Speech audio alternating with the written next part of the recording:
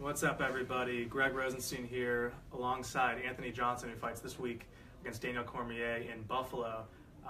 We got some questions from you, and let's start off with just looking back at your first fight with Daniel. I guess, obviously, it didn't end the way you wanted it, but what were the biggest takeaways for you? Everything. He just beat me, so I take everything away from it. He beat me on skill, he beat me on cardio, he beat me on mentality, just physically, just every way he beat me. On that first solid punch you had to him in the first round, did you think it was over at that point? You were just going to finish him off? Yeah. Usually when I hit people, they don't get back up. So he got up, and I was like, okay, well, another punch, he'll be out. But he did a good job of head movement, and he got away from me. Yeah. You talked a little bit ago with Brett Okamoto about the training camp and how it was a little different because you had to switch opponents midway through. I guess, what was that process like, and how was it different this time? It was tough, whenever your mindset is set on one thing and then all of a sudden it gets switched up at the last minute. For fighting it's difficult because you've already trained your body, programmed your body to do certain things for a certain opponent, and then weeks before you're supposed to fight them, it gets switched up to somebody else. It's like you have to start all the way over again. And sometimes you come up with a good game plan, and sometimes you don't. Yeah, I mean, preparing for both those guys, what did you see as the biggest difference between those two? How much did you have to change up? Everything was different. It's not one thing that I can say that wasn't different. Everything was absolutely. But the whole routine, like preparing for that, was changed completely. Yeah, everything changed. Everything from punching up to punching down, from getting ready for crazy kicks and all of this to trying to have to wrestle, and it's just different. Yeah. Obviously, it was a defeat in the first matchup with him.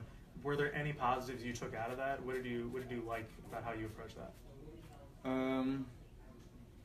I was there, so I lived in the moment at the moment. Yeah. If any, maybe you want to completely change what you did. Excuse me? Maybe you want to just completely change what you did. I don't know if there were any positives for you. What'd you say? I lost, so I didn't see anything as a positive. Yeah. You know what I mean? That wasn't me out there fighting. That was somebody who was,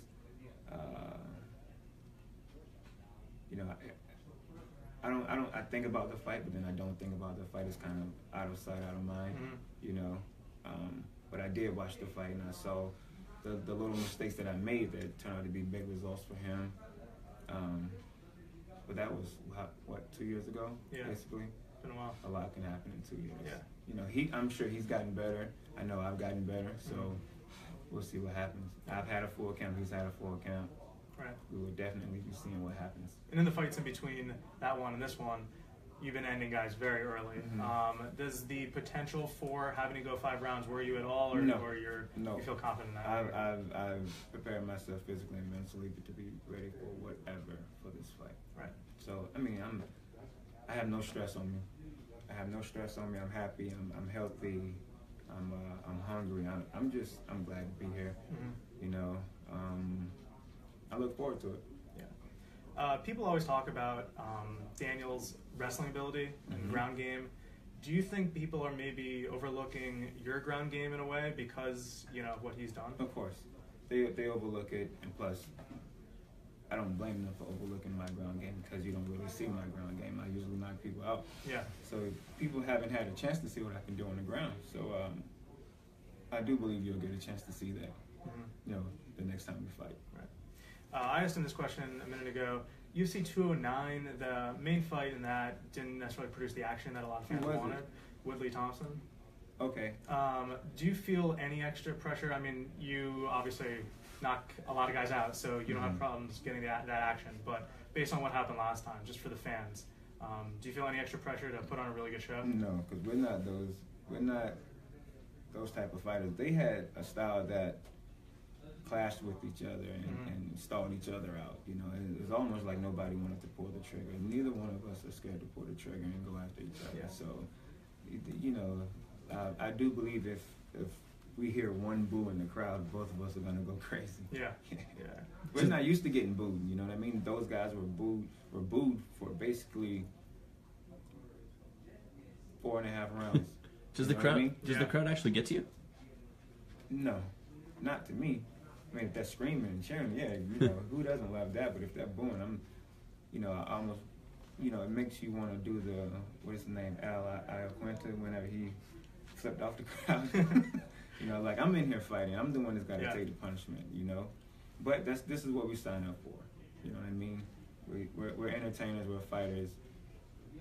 Sometimes you're going to perform and the fans are going to love it, and sometimes you're going to perform and the fans won't love it. So, you have to take the good with the bad. Yeah.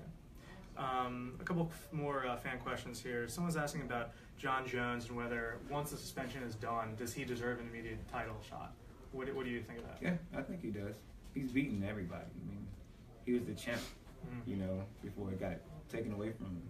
So it's not like he lost the title due to another human being beating him.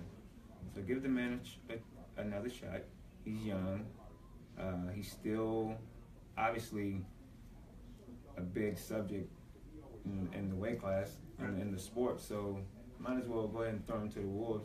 Not like he hasn't been there already. Yeah. So let's just get everybody fired up and just do it. I agree. That'd be an awesome fight between you two. Couple more. Justin's wondering, do you have any traditions post fight, the day after, the next couple days? Like, what do you usually do after a fight? Nothing.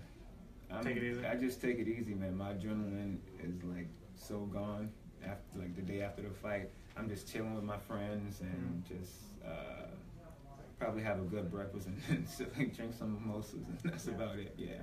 Daniel was saying he usually stays a couple days after.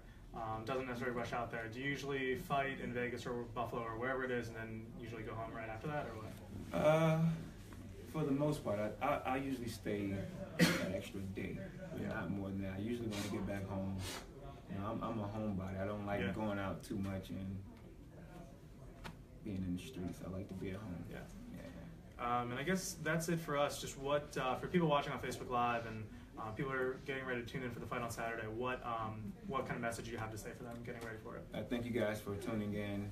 I promise you this Saturday it will be an awesome fight. Stay tuned. That's it. All right, well, thanks and good luck. Appreciate it. Thank you, man.